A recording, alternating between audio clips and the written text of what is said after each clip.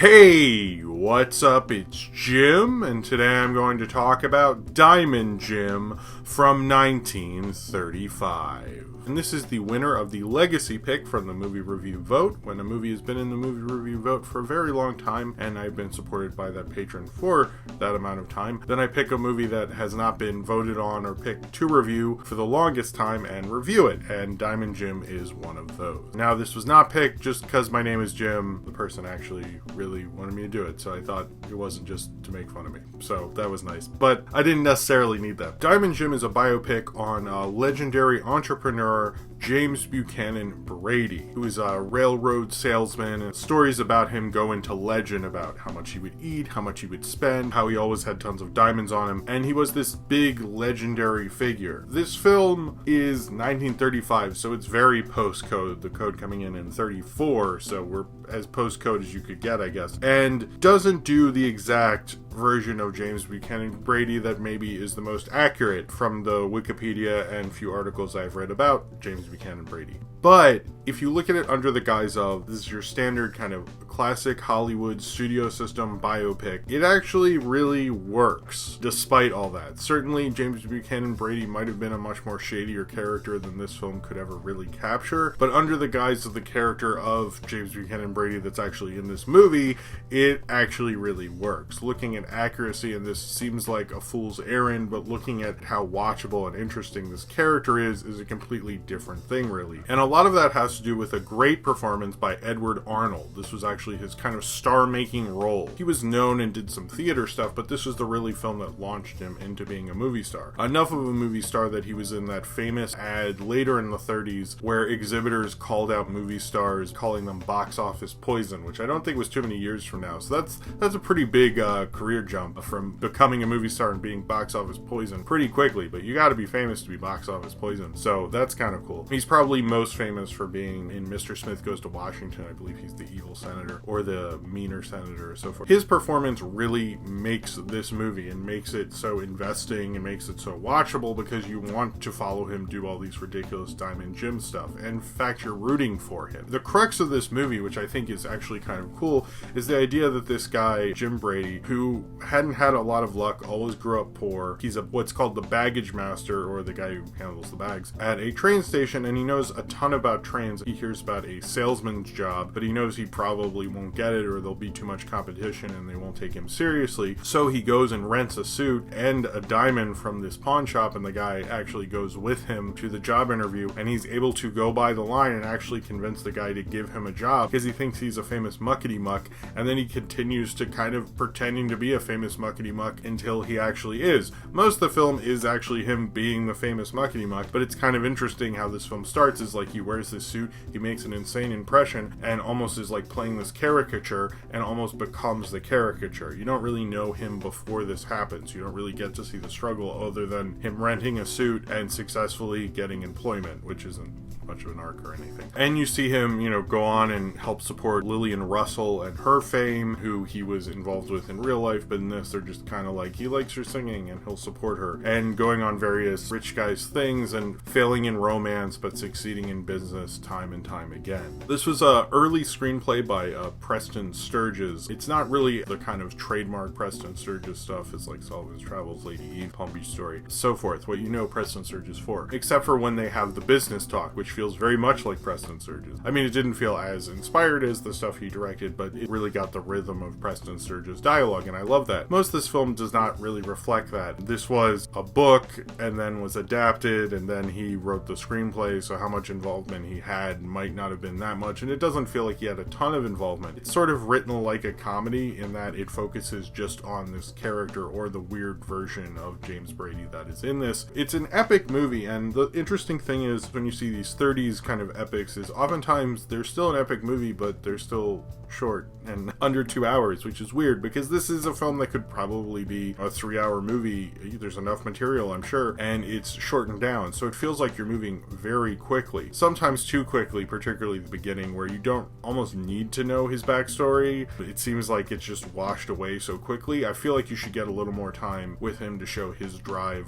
with Edward Arnold playing a younger Diamond Jim Brady and understanding his struggle and why he became who he was would have been more interesting. But they just kind of show clips of him as a child, and I don't think that really goes anywhere as much. But they do a good job of making him very likable. The Lillian Russell thing, apparently he did have a relationship with her, and actually Edward Arnold would actually return to the role of Diamond Jim in the Lillian Russell movie, but with a different Lillian Russell, Alice Faye, not Beanie Barnes, who was Lillian Russell in this film. I don't think there's a Diamond Jim cinematic universe, but it's interesting that he returned to the role in a different film. I don't think there's a ton of continuity, but it's at least a kind of a cool callback that they were able to do that. The romance in this, he's kind of like almost asexual, I guess is the term we would use today, because none of his relationships particularly work out, especially like he wanted to marry a girl, she rejects him. Lillian Russell and him aren't a thing in this, but are in real life, and the woman he's trying to court ends up going off with someone else, and that actually ends up being Cesar Romero, who most of us know actually is playing the Joker in the Adam West Batman. I don't think you'd be mistaken in not really seeing that if you didn't look at the cast list, because Cesar Romero is so different. He's not as charismatic, he's not as shocking, he's not playing it as over the top. Certainly he's not the Joker in the Batman show. I've seen him in other stuff and I've gone, oh shit, it's Cesar Romero. He brings all that charisma into the role. That's not so in this, but it's still cool to see a young Cesar Romero who's actually rather dashing. I didn't know what he looked like earlier. I just really know him as an older guy, so it's interesting to see him in younger stuff. Maybe I've seen him in other stuff and I just sort of didn't know, because you really wouldn't know. But do yourself a favor and Google young Cesar Romero, because you'll be like, whoa, that's like a totally different guy. I like the story of this and how they present it. They basically present him in a way that makes you like this ridiculous rich guy, which was probably important because this was 1935, which is right during the Depression. And I'm not sure what audiences would have gotten out of it unless they liked ironic, cruel jokes or something, but I don't know, maybe the Depression they were real into that. I think it was a level of escapism, but also that he's a rich guy who's like genuinely a really cool guy. It does seem like he probably was, to my understanding. He ate like a lot. Apparently his stomach, they found out when he died and they did an autopsy, was 6 times the size of an average man, because he eats a lot. In fact, he eats a ton in this movie. It's like a reoccurring theme. It doesn't like necessarily look disgusting, but it also doesn't make me want to eat a lot either. So you kind of like just okay. I mean, I don't think Edward Arnold looks like super fat, and it didn't seem like Diamond Jim looked too fat from the Google image searching I did, but it is interesting how much like he had this reputation for this appetite and for these diamonds and everything like that. And what started it off was just a little diamond on his suit that started the whole thing, so it's like very appropriate that he would be called Diamond Jim. It almost feels more legend because he really just show off how many diamonds he had because he was so rich, because he knew the railroad business so well. I'm wondering if maybe it's not true about having the diamond. They just Preston Sturges might have added that on there to give some synergy to it.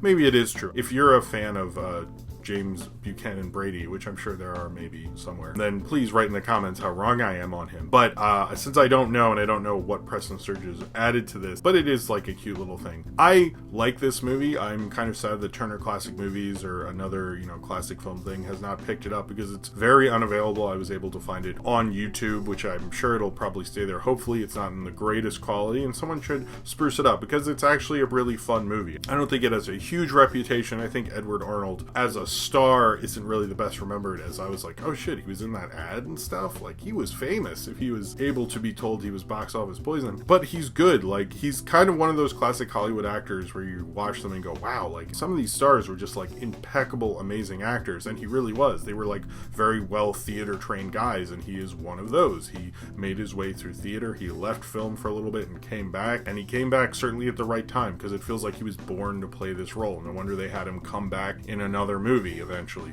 like 5 years later. Even though he is kind of a weird guy and his romances don't work out and he has all this opulence and stuff, he could be absolutely hateable and could be portrayed as a douchebag or something. And luckily the screenplay by Preston Sturges, the direction by Edward Sutherland, who is actually the ex-husband of Louise Brooks, who has no connection to this film, but it's an interesting trivia fact that I can bring up.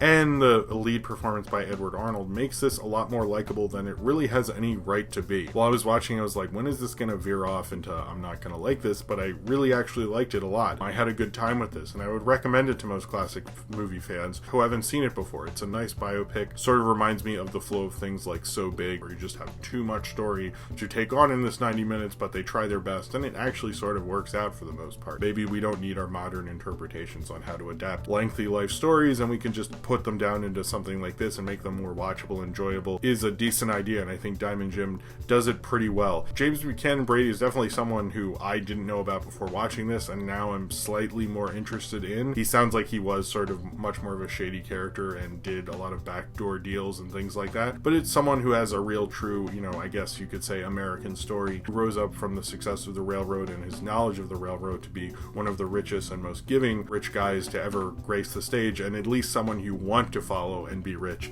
And probably in 1935 in the Depression was the only way you could have pitched something like this, but to be honest, even for me, that's the best way you could pitch something like this, because as much as you probably should hate Diamond Jim, and if you saw him in real life you probably wouldn't like him, this film makes him insanely likable and watchable, and that's probably the true success of this film, and a lot of it has to do with Edward Arnold and how great of an actor he was and how charismatic he could be, showing how charismatic Diamond Jim was, and almost effectively living up to the legend that James Buchanan Brady was. Even if they didn't do the most faithful adaptation, they probably did the most faithful adaptation to the legend of Diamond Jim.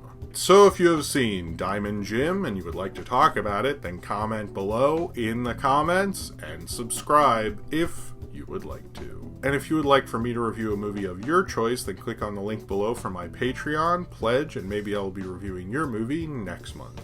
Thank you very much for watching, and I hope to see you next time.